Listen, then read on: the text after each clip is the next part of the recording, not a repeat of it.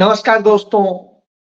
अंधभक्त खुश हैं कि डोनाल्ड ट्रंप ने नरेंद्र मोदी के पॉडकास्ट को शेयर कर लिया, अपने ट्विटर हैंडल पर शेयर कर लिया।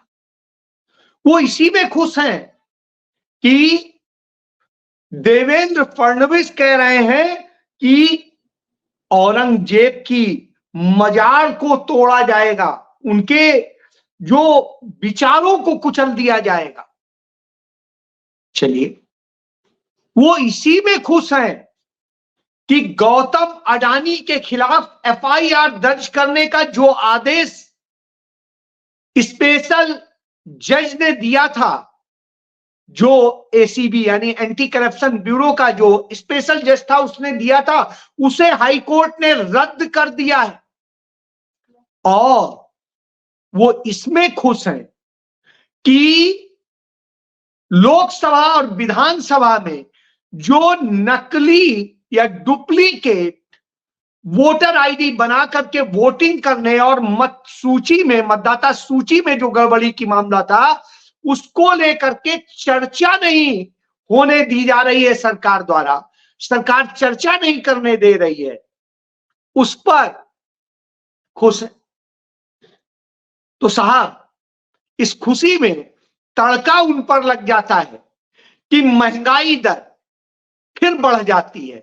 आलू को छोड़ के हर चीज महंगी हो जाती है। तो अब आप समझ सकते हैं कि अंधभक्त क्यों खुश है।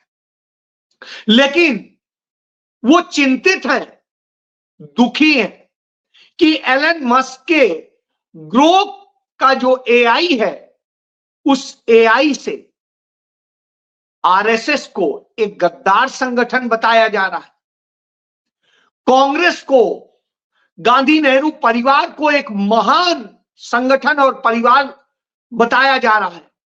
बताया जा रहा है कि आनंद भवन को हटाकर करीब 200 करोड़ रुपए की उस समय संपत्ति, 1946 में 200 करोड़ रुपए की संपत्ति भारत को दान दे दी थी पंडित नेहरू ने, जो उनकी संपत्ति का 98% था। और आनंद भवन सिर्फ रह गया था, आनंद भवन और स्वराज भवन। तो आप समझ लीजिए कि यह स्थिति है। जब ये सब कुछ हो तो सवाल उठता है कि अब क्या होगा।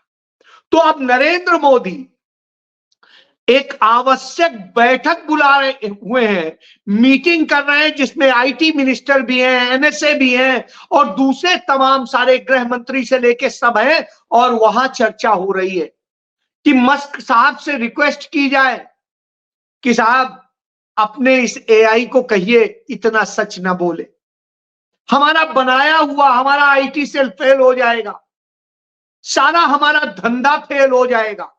और यदि हमारा धंधा फेल हो जाएगा तो आप भी फेल हो जाओगे। फिर स्टारलिंक को अनुमति कौन देगा? फिर आपकी टेस्ला जो गिर चुकी है, बर्बाद हो चुकी है, वो कार यहां कौन बेचेगा, कौन बिकवाएगा, उसके लिए बाजार कौन देगा? वो तमाम सारी आपकी पोषित कंपनियों को सपोर्ट कौन देगा?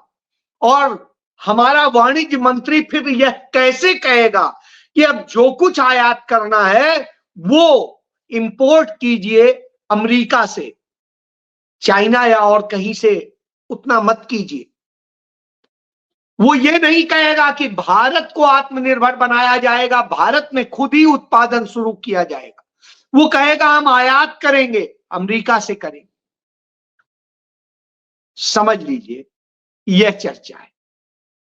तो इसी पे आता हूं कि जब देवेंद्र फडणवीस यह कहते हैं कि औरंगजेब की तारीफ वाले विचारों को हम कुचल देंगे, महाराष्ट्र और औरंगजेब की कब्र पर जिस तरीके से बीएचपी, बजरंग दल और ये सब हमला करने की कोशिश कर रहे हैं और तमाम तरह के प्रयास हो चुके हैं, ऐसी स्थिति में भारत सरकार ने और खुद देवेंद्र फडणवीस की सरकार ने वहां सुरक्षा बढ़ा दी है। चिंता इसकी है, चिंता इसकी है कि बादशाह अकबर ने बादशाह औरंगजेब की कब्र पर बुलडोजर चलाने की बात कर रहे थे, तो अब लोग पूछ रहे हैं साहब बुलडोजर कब चलाओगे? क्योंकि केंद्र में भी सरकार आपकी है, राज्य में भी सरकार आपकी है, और ट्रिपल इंजन की सरकार आपकी है, सब कुछ आपका है, तो फिर डर किस बात का है? क्यों नहीं उनकी कब्र पे, मजार पे आप बुलडोजर चला रहे? औरंगजेब ने औरंगाबाद शहर बसाया था, उसने वह शहर बसा के तैयार करके आपको दिया, जो आपकी जीडीपी में एक हिस्सा देता है। एएसआई भी आपका है, जो उसे संरक्षित कर रहा है, और आपका जो हिंदू गिरोह है वो आखिर क्या करना चाहता है? क्यों इतना शोर मच रहा है? मोदी, अमित शाह, मोहन भागवत, फडणवीस, एकनाथ शिंदे, अजीत पवार और तमाम हिंदूवादी संगठन दिन भर इसी पर शोर मचा रहे हैं। तो जब इतने ही शोर मचा रहे हैं, सारे अधिकार आपके पास है। हाई कोर्ट जो आप चाहते हैं आदेश देता है, सुप्रीम कोर्ट जो आप चाहते हैं आदेश देता है, तब फिर आप ऐसा क्यों नहीं कर रहे? तुरंत बुलडोजर चलाइए, तुरंत गिराइए, तुरंत सब कुछ कीजिए, जो आपको करना है कीजिए। कानून भी बनाना आप ही के हाथ में। वक्फ को लेके कानून बनाया तो है, वक्फ में जितनी जमीन संपत्तियां होती हैं वो उसको धर्म को मानने वालों द्वारा दान दी गई संपत्तियां होती हैं, किसी हिंदू या किसी उसकी संपत्तियां नहीं होती। रिकॉर्ड में ये होता है, उन्हीं संपत्तियों पे तमाम हिंदुओं ने, तमाम दूसरों ने, तमाम पूंजीपतियों ने कब्जा कर रखा है। मुकेश अंबानी ने अपना इतना आलीशान घर बना रखा है मुंबई में, बावजूद इसके उस पर चर्चा नहीं है। उसके लिए कानून ऐसा बनाएंगे कि हम वो सब जो कब्जा कर रखी हैं वो मुक्त करा ले, बचा ले। तो यह खेल चल रहा है। ऐसी स्थिति में निश्चित रूप से एक चिंता का विषय होता है। तो जब यह परेशानी होती है तो क्या करेंगे? कोई जवाब नहीं होता। तो जवाब नहीं होता है तो साथ दूसरे शगुफे छोड़े जाते हैं। प्रधानमंत्री पॉडकास्ट करते हैं एक विदेशी पत्रकार के साथ, और उस प्रायोजित पॉडकास्ट में अमेरिका की प्रशंसा करते हैं, ट्रंप की प्रशंसा करते हैं और सब कुछ करते हैं। स्वाभाविक सी बात है, हमारी प्रशंसा यदि कोई कर रहा है तो हम उससे शेयर करेंगे, और वही ट्रंप ने कर दिया। बस शेयर क्या करना था, विश्वगुरु बन गए, और विश्वगुरु बन के खुश है, उनके भक्त खुश हैं, सब खुश है, अरे ट्रंप साहब ने शेयर कर दिया। लेकिन साहब, वही ऑस्कर पुरस्कार पाने के लिए कंगना रनौत सालों साल से तमाम साजिशें कर रही हैं, तमाम कोशिशें कर रही हैं, तमाम चीजें वो बिल्कुल पसर गई हैं, बावजूद इसके उधर देखने की भी नौबत नहीं आई। तो फिर वो कहती हैं ये मूर्खों का पुरस्कार। तो ये मूर्खों का पुरस्कार है तो साहब ठीक है, अच्छी बात है, आप उसके लिए मत सोचिए। क्यों आप सोच रही हैं? सवाल ये है। तो सवाल ये आता है कि आखिर ऐसा हो क्यों रहा है? क्यों औरंगजेब इतना महत्वपूर्ण हो गए? क्योंकि इस देश के अंदर महंगाई लगातार बढ़ती जा रही, लोगों की हालत खराब है, रोजगार मिल नहीं रहा है, रोजगार की हालत बद से बदतर है। और इसको लेके बिहार में तो कांग्रेस पार्टी ने अपनी पलायन रोको नौकरी दो यात्रा शुरू कर दी है, और उस यात्रा में चाहे कन्हैया कुमार हो चाहे पप्पू यादव हो, उन्होंने दम भर के पूरी शुरुआत कर दी है। कृष्णा अल्लावारू जो कांग्रेस के वहां प्रभारी बनाए गए हैं, युवा हैं, युवा उसके प्रभारी भी हैं, वो पूरी दमखम के साथ युवाओं के लिए खड़े हो गए। ऐसी स्थिति में भारतीय जनता पार्टी को डर लगने लगा है। उनका डर स्वाभाविक है, तो डर स्वाभाविक है तो फिर साहब क्या करें? देने के लिए कुछ है नहीं, रेल बर्बाद हो रही है, रेल की स्थिति बद से बदतर हो चुकी है, सेना में नौकरियां नहीं है, वहां बद से बदतर स्थिति हो चुकी है। तो रेल और सेना सबसे ज्यादा रोजगार देते थे, उनकी स्थिति है।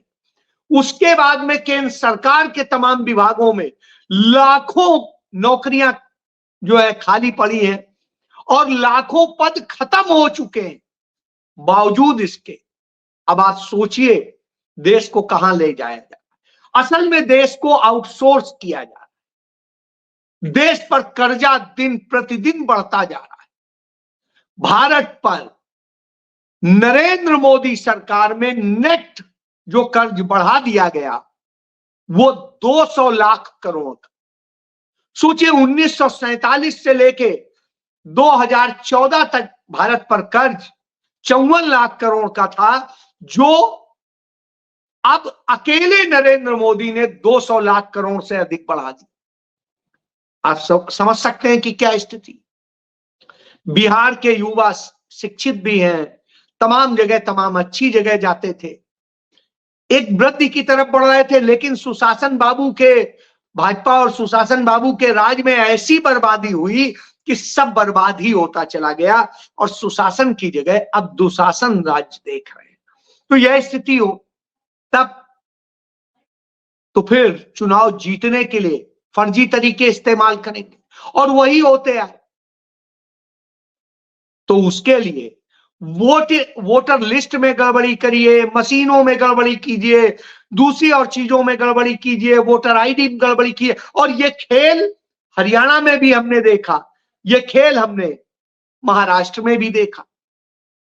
और जब यह खेल लगातार देख रहे हैं तो स्वाभाविक सी बात है सबूतों के साथ बात होनी चाहिए। तो कांग्रेस पार्टी के वरिष्ठ पूर्व अध्यक्ष कहेंगे और विपक्ष के सबसे बड़े नेता राहुल गांधी ने संसद में कहा कि इस पर बहस होनी चाहिए, इस पर चर्चा कराई। और उसके बाद राज्यसभा में भी मांग उठी। जब बार बार टीएमसी और कांग्रेस दोनों इस पर चर्चा के लिए चिट्ठी लिख रहे हैं, कह रहे हैं, बावजूद इसके सरकार चर्चा नहीं कराई, क्योंकि वो फ्रॉड पर टिकी सरकार है, झूठ पर टिकी सरकार। और जब यह फ्रॉड होता है तो स्वाभाविक सी बात है वो इस पर चर्चा नहीं कराते। जब नहीं कराते हैं तो आता है क्यों नहीं कराते?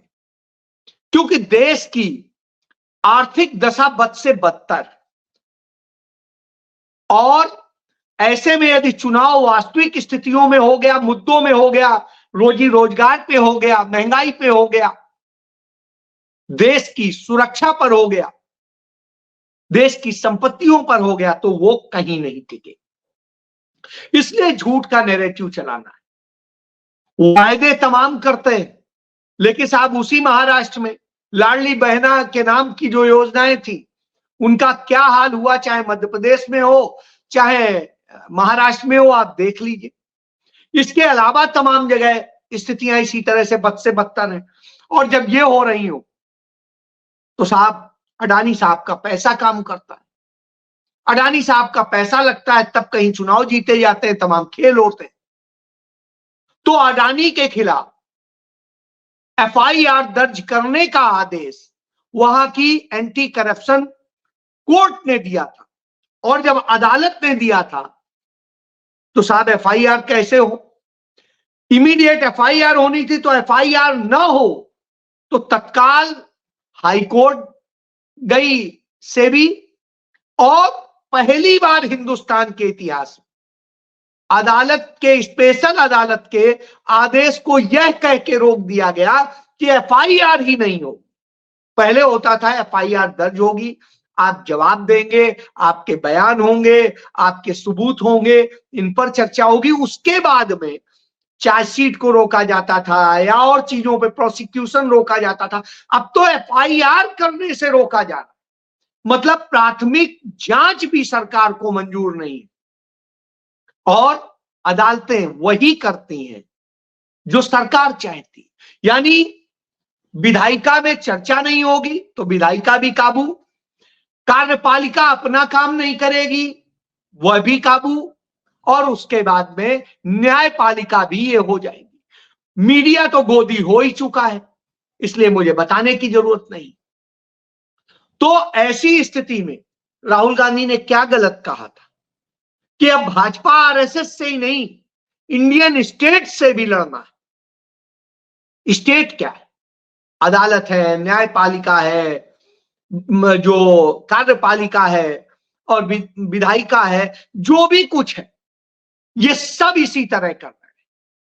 जैसे वक्त का कानून जबरदस्ती लागू करने का काम कर रहे हैं, विपक्ष के सदस्यों की बात को नहीं सुना जा रहा, लोकतंत्र की हत्या की जा रही है, ये सब हो रहे हो।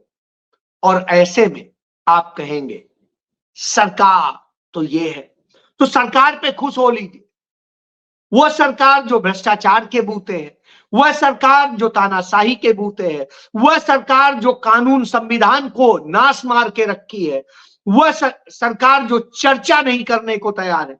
और ऐसी स्थिति में एलन मस्क का एआई आ जाता है और वो एआई से जब लोग सवाल पूछते हैं तो वो जवाब दे देता है सच्चे सच्चे। अब वो जवाब दे देता है तो स्वाभाविक सी बात है चिंता का विषय। अरे एलन मस्क की हर आदेश को तो माना जा रहा है, फिर वो नैरेटिव क्यों हमारा खराब कर रहे हैं? बस इसको लेके परेशान नरेंद्र मोदी पॉडकास्ट करके सारी बनाई भाई उनकी पूरी गणित 2 मिनट में फेल होने लगती है। हर फ्रॉड फेल हो जाता है। वो ये भी बता देता है कि नरेंद्र मोदी कभी हिमालय गए थे, तपस्या की थी या नहीं की थी, तो पता चलता है ऐसा कोई प्रमाणित वही नहीं है। ये भी नहीं बताता है कि वो क्या करते थे, लेकिन ये जरूर बता देता है कि नरेंद्र मोदी मुख्यमंत्री, प्रधानमंत्री और सब कुछ बनने जब कहते हैं कि उनकी मां बर्तन मांजती थी, उस वक्त में वो विदेशों में घूम रहे थे। किसके पैसे से, कहां से घूम रहे थे? जब वो ये कहते हैं कि कैनवास का जूता 10-12 रुपए का उनके मामा ने खरीद के पहनवाया था, तो वो बता देता है कि उस समय का 10-12 रुपया एक सरकारी नौकरी वाले, अच्छी नौकरी वाले को 50 रुपया सैलरी मिलती थी। और जब 50 रुपया उस समय सैलरी मिलती थी, जबकि वो बात करते हैं 50 की, 55 की, तो अब आप समझ लीजिए तो 50 रुपए में 10 रुपए का जूता कौन पहनाता था, कौन पहनता था? असल में उस समय जूता 1-2 रुपए का मिलता था। बहरहाल नरेंद्र मोदी हैं, कुछ भी कह सकते हैं, वो मगरमच्छ पकड़ सकते हैं। तो जब यह सब कुछ हो रहा हो तब कैसे लड़ेंगे? तो लड़ाई एक ही तरीके से हो सकती है।